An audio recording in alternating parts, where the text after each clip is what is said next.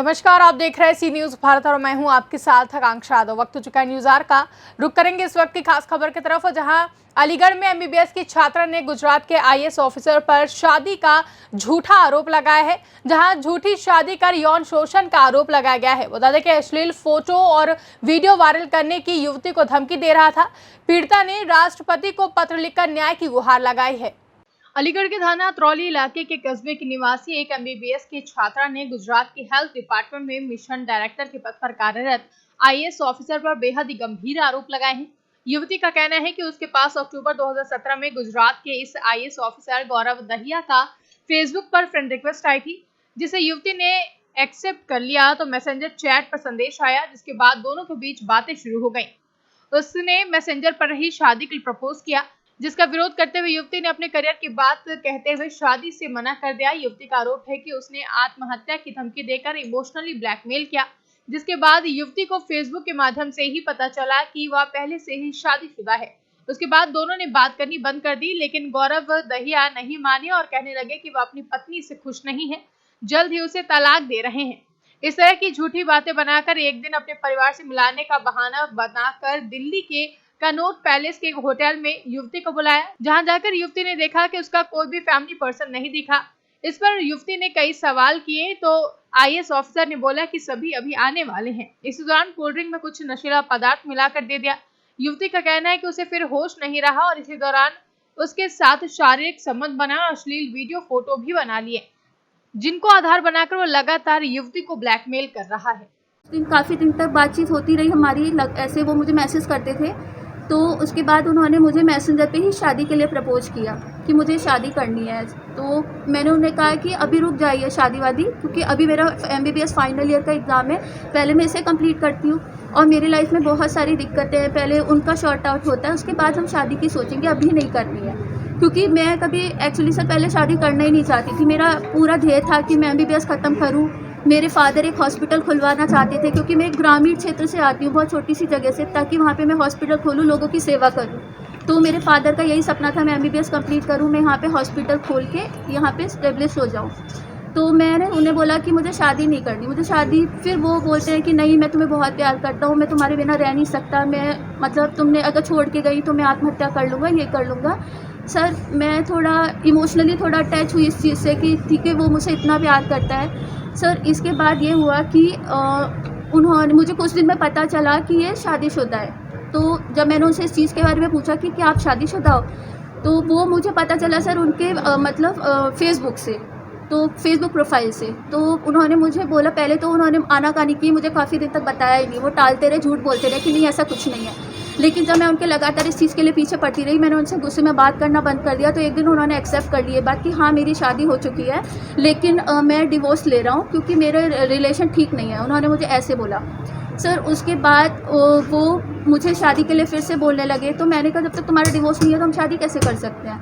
Sir वो बोलते हैं कि डिवोर्स भी हो जाएगा, मैं तुम्हें अपने पेरेंट्स से मिलवाना चाहता हूँ, मेरे मम्मी पापा तुमसे मिलना चाहते हैं। सर वो अतरौली आए मुझसे मिलने, मुझे लेके अब दिल्ली गए कि मुझे अपने पेरेंट्स से मिलवाना है। बजाय वो अपने पेरेंट्स से मिलवाने की जगह वो मुझे शंग्रीला में लेकर गए, दिल्ली में कनॉट प्लेस पे। जब मैंने उन्हें पूछा कि मम्मी पापा कहाँ हैं, तो वो बोलते हैं कि मम्मी पापा बस थोड़ी देर में आ रहे हैं, जब तक तुम चाय नाश्ता करो मम्मी पापा आ रहे हैं। सर उन्होंने मुझे ड्रिंक में उन्होंने मुझे कुछ पिला दिया, मुझे उसके बाद कुछ भी होश नहीं है। उन्होंने मेरे उस टाइम में वीडियोस बनाए सेंसिटिव पोजीशन में और मतलब कॉम्प्रोमाइज़ पोजीशन में, और उन्होंने मेरे काफ़ी सेंसिटिव फ़ोटोज़ और वीडियोस लिए। उसके बाद सर जब मुझे होश आया तो वो मुझे ब्लैकमेल करके बोलते हैं कि देख अब तू किसी और से शादी नहीं कर पाएगी, मैं अब तू मुझे छोड़ नहीं पाएगी, तुझे मुझसे शादी करनी पड़ेगी, मेरी लाइफ में रहना पड़ेगा, वरना ये फ़ोटो मैं तुम्हारे दोस्तों को वायरल कर दूंगा या फिर मैं तुम्हारी फैमिली को दिखा दूंगा। इस टाइप से मुझे बोलते रहे। तो मैंने कहा तो आप ऐसा क्यों कर रहे हो, आपने डिवोर्स लिया नहीं, और आप इस टाइप से काफ़ी रोई पीटी। तो बोलते हैं कि मुझे आश्वासन दिया कि मैं डिवोर्स ले रहा हूँ। इन्होंने हालांकि मुझे एक पेपर्स भी दिखाए जो कि गुजराती लैंग्वेज में थे कि ये मैंने डिवोर्स फाइल कर दिया है और ये उसके पेपर है।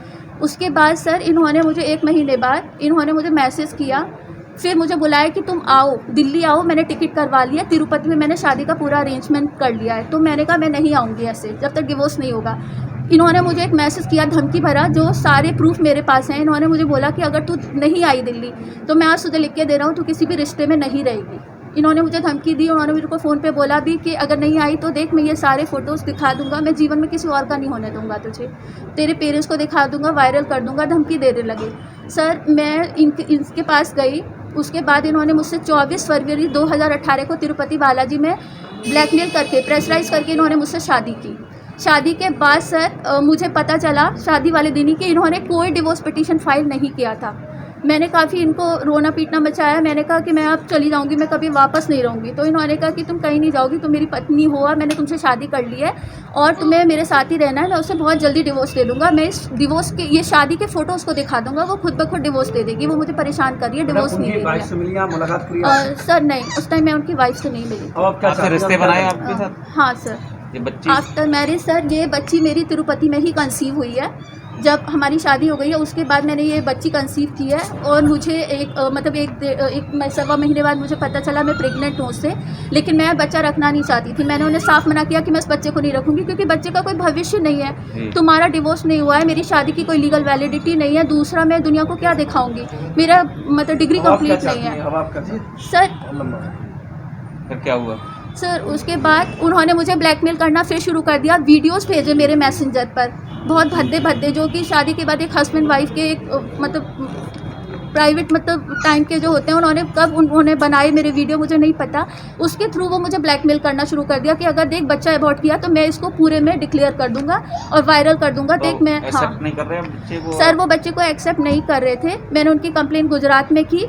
गुजरात में जब मैंने उनकी कंप्लेंट की तो गुजरात में कंप्लेंट के बाद ये हुआ कि इंक्वायरी कमेटी बैठी, उन्होंने 5 IAS की टीम बिठाई जिन्होंने पूरा इंक्वायरी की। उसके बाद उनको सस्पेंड कर दिया गया।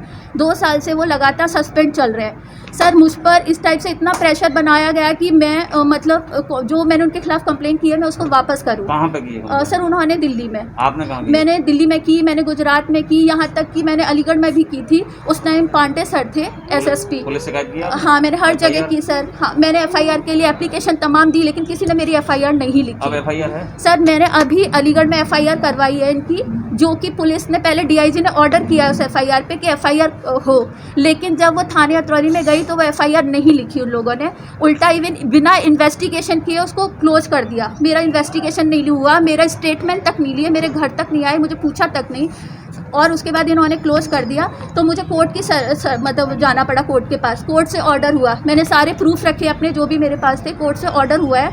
कोर्ट के ऑर्डर के बाद भी सर इन्होंने मुझे इतना लटकाया, FIR रजिस्टर्ड नहीं की। सर बहुत मुश्किल से फिर मेरे वकील साहब ने कंटेम्प्ट डाला, तब इन्होंने FIR रजिस्टर्ड करी है। कोई कार्रवाई हुई नहीं? सर कार्रवाई कुछ भी नहीं कर रहे हैं। मुझ पे मेरे घर पे पुलिस आती है, मेरे को प्रेशर डालती है कि तुम समझौता कर लो, क्या रखा है, उसकी नौकरी चली जाएगी। सर मैं जो पूरी लड़ाई है मेरी लड़ाई अपनी इस बच्ची के लिए है, क्योंकि इसका पूरा भविष्य डिपेंड है। ये क्या किस नाम से जिएगी, क्या बोलेगी, क्या मतलब सोसाइटी में कैसे सर्वाइव करेगी। हेल्प नहीं मिली? सर पुलिस उल्टा मुझे ही टॉर्चर करती है, मेरे घर आती है, मुझे बोलती है कि समझौता करो। कहाँ की पुलिस? सर दिल्ली की पुलिस मुझे बेनतहा टॉर्चर कर रही है, दिल्ली में तिलक मार्ग की पुलिस, और ये सर मुझे अतरौली थाने की पुलिस मुझे बहुत टॉर्चर कर रही है, इधर अलीगढ़ की पुलिस। आप क्या चाहती हैं? सर मैं न्याय चाहती हूँ, इसीलिए मैं विश्व हिंदू परिषद के पास आई थी। जब मैं हर जगह से हार गई, मैंने उन लोगों से सहायता मांगी कि आप लोग मेरी प्लीज़ मदद करो, मेरी बच्ची को न्याय दिलवाने में आप मदद करो। आप माँ बहनों के लिए सबके लिए लड़ते हो तो मुझे मदद दिलाओ, मैं हर तरफ से हार गई। क्या कहा उन्होंने? तो उन लोगों ने मुझे पूरा आश्वासन दिया कि हम लोग, विश्व हिंदू परिषद वालों ने मुझे पूरी तरह से आश्वस्त किया कि हम लोग आपको न्याय दिलाएंगे, बच्ची को न्याय दिलाएंगे। वादिया लीनू सिंह जो थाना अतरौली क्षेत्र की रहने वाली है ने श्री गौरव दहिया के खिलाफ एक अभियोग थाना अतरौली पर पंजीकृत कराया, जिसकी विवेचना वरिष्ठ पुलिस अधीक्षक महोदय के द्वारा क्राइम ब्रांच में स्थानांतरित की गई। इसकी विवेचना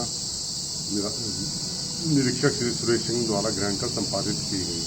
तमामी विवेचना से आरोपीगण के विरुद्ध अतरौली में वादिया पीड़िता के विरुद्ध कोई घटना न घटित होने पाए जाने पर विवेचना जरिए अंतिम रिपोर्ट समाप्त कर दी गई है।